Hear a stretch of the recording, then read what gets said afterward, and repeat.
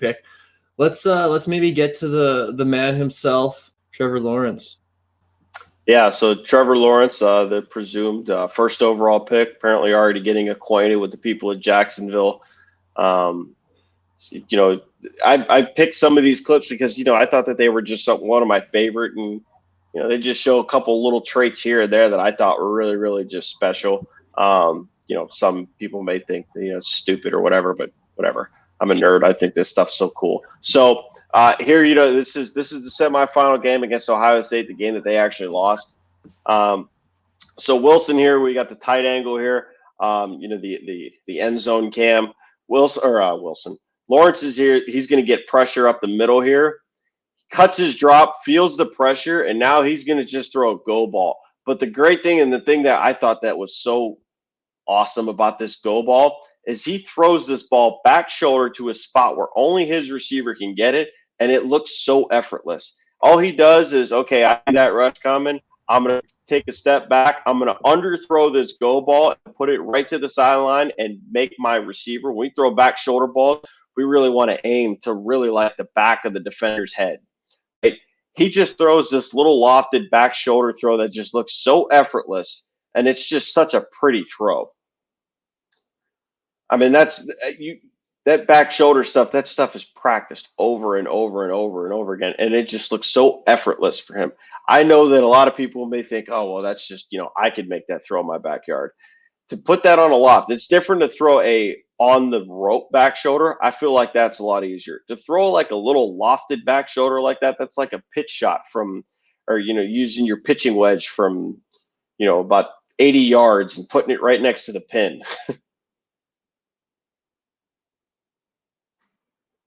So here now, talked about now just his throwing and his accuracy and everything. Well, here's what he could do for you in the run game. Okay, whether this is the right read or not, I'm really not really sure. It looks like a zone read type concept here. He's going to read the end man on the line of scrimmage. That's number 5. Number 5 shuffle squeezes this. That usually tells quarterback, hey, give the ball. Usually, typically whenever the end man on the line of scrimmage turns his shoulders, you can't see his number anymore. That's when we pull it. We can get around him. When you're 6'6" and you can run like a deer, it really doesn't matter. He's going to pull this thing, and he's actually going to beat number 5 to the sideline and score on this play. That's not typically something that you see out of a 6'6" quarterback. When you think 6'6", you think like Mike Glennon, Brock Osweiler, guys that are kind of tall and lumbering. For him to be able to just take off and just outrun people, there's a clip in the Notre Dame game where he just guts through and breaks off about a 40-yard run, and he just outruns everybody. It's just the run 2 years ago in the Fiesta Bowl against Ohio State. These are just not normal things. No doubt. He is a unicorn, and that's how he should be spoken. He's built different. He's built different. Built in a lab. Yeah. Yep, absolutely. So now what we talked about, some of the RPO stuff with Mac Jones, right? And this is where I guess you could say the criticism, and it has really nothing to do with Lawrence. It has more to do with the system that he plays in. A lot of people call it it's a very, very simplistic offense. At the end of the day, Dabo Swinney's job is not to develop NFL talent. His job is to win national championships and win college football games. So whatever means he has to do that, he's going to do that. This is just a simple RPO play. They're in 11 personnel here again with a wing on the right hash, 2 receivers to the field. They're going to run a zone scheme here, and then the top receiver to the top of the screen by himself, he's just going to run this out route. And just the timing of it, of just pull the throw, get it out on time, it's just really, really smooth. The delivery is smooth. His feet are in the right spot. It's just it just looks fluid. I mean, like we talk about, you just know when you see it. I think this defensive end, if you run the clip back, I think you see him actually talk. I think he ended up talking. I mean, for me, that was the only thing that I haven't seen a lot of. That's been his biggest criticism right now. So far, that's the only thing that people can talk about is does he have a competitive side? Is it just football too boring for him? Like, are you serious right now? If Tom Brady's 45 years old, still out here trying to win Super Bowls, if you see it, if you run this clip, I believe he ends up talking some noise with number 8. right here at the end. I think I wouldn't he doubt it. started it too. Oh, I wouldn't doubt it. I think he started it too. So I love it. I at least love that part out of it, that he doesn't have that whole cliche of that he is bored with Yeah, and I think that we're at this point where everybody's just trying to nitpick and they're just bored, just trying to find something. You know what I mean? They're like, a lot of people are like, well, is he going to end up like Andrew Luck? Does he not care about the game? And the sad thing is that this is not like coming from scouts. This is not coming from executives. This is not coming from coaches. This is coming from people in the media that are bored on a Tuesday that have nothing else to do. It's there are people in the National Football League, believe it or not, that don't live their entire lives and eat, breathe, and sleep football. They just happen to be very good at football, and it is their job. That they have other interests. They like to fish. They like to smoke cigars. I know plenty of them that do. They have other interests. I mean, that they're human beings as well, and I think we lose that thought at times. I think that's just the dumbest thing ever. That blows my mind. I mean, I have other interests. I have golf. I'm terrible at golf, but I'm trying to get better at it.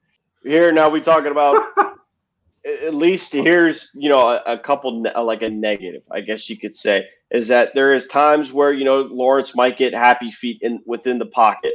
So here doesn't really have any pressure. There's no real need to move in the pocket here. He's fine just sitting right there. So he'll kind of shuffle up.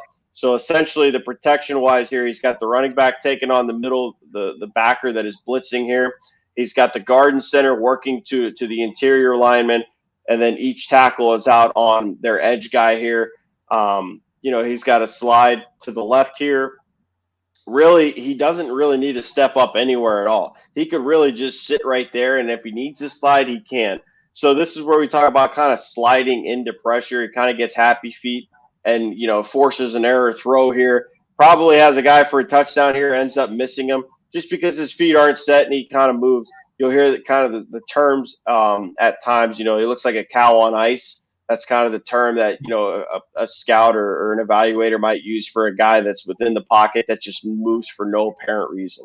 So here, Trevor Lawrence kind of looks like a cow on ice. He's just moving for no reason, and kind of number 20 here comes off of it and disrupts the throw that could have ended up being a touchdown. Yeah, he needs to be more patient, get his feet set in the pocket, and drive that ball home. Yeah, I mean, and that's common. I mean, I'm not saying that that's some sort of glaring.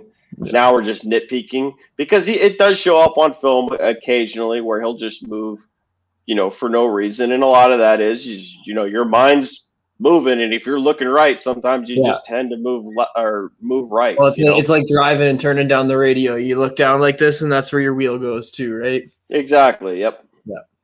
So you tend to drift. So now here on the flip side, you're going to get a play action. Now here's pressure into his face. We're going to throw this post route over the head of the safety here. So you're going to get a dig route. So going all the way back here and talking about, so for our podcast audience to understand what's going on here. So 11 personnel, talk about a one back, one tight end here.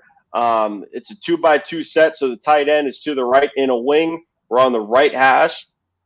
Receiver to the boundary, two receivers to the field on the hash, and a little bit of a condensed split. You're going to get a dig route from the field slot receiver and a post route from the number one receiver. Some people might call it a Mills concept.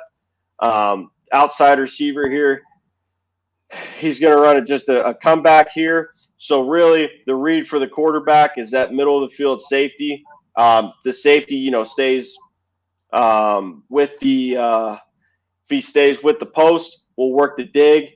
If he decides to bail on there, or if he comes down on the dig route, we'll throw the post over the top. Here he is actually playing on the near hash, and he is looking to the boundary here. So he's not even paying attention to the post route up top. We're going to take that shot. We're going to throw the post route 10 out of 10 times. We got a one-on-one matchup with one of our better receivers on their corner.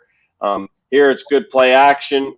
He's going to step up a little bit into the pocket. He's got people in his face. So we talk about, making the throw, and it's a little subtle movement, and it's so minute, but we could talk about too, because like when he drops back initially, his head is on that safety and looks right. Well, why does he do that?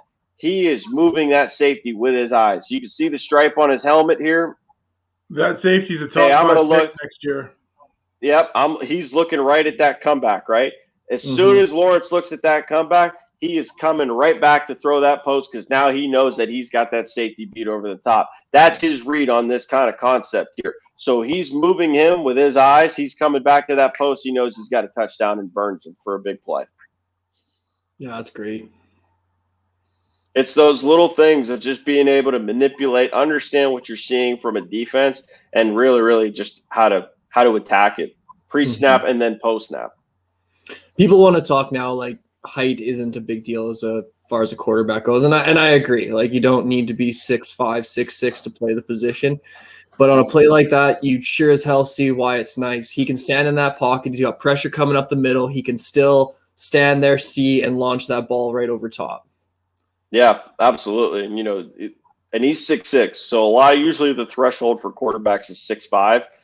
I ain't seen a lot of 6'6" people move like him. No doubt. So when he can house one for 70, 80 yards and make, guys that are going to get drafted in the top 10 look like, me playing pickup basketball. Yeah. Usually pretty special. No doubt. Well, like we said, nonetheless, it should be an exciting draft. I'm pretty stoked. So with Trevor Lawrence and the hype he's gotten, people say he's the best or the best quarterback prospect they've seen in a lot of years. I think the last time somebody got hype like this, it was Andrew Luck. And now, granted, they're pretty different. If you had them in the same draft class, who are you picking? Man, it's tough. Yeah. I was saying Andrew Luck for a while, just because I thought he was about as pure as a prospect as you could possibly get. The only reason why I picked Trevor Lawrence really is just because he just adds that whole other component of being able to just house one from really anywhere in the field. He's just that big. He's that strong. That Andrew Luck was too. Andrew Luck had some injury issues too. Trevor Lawrence doesn't. But man, it's really close. I'm gonna have to say Trevor Lawrence. Now I'll probably end up being wrong in 5 years, and that's usually how that works.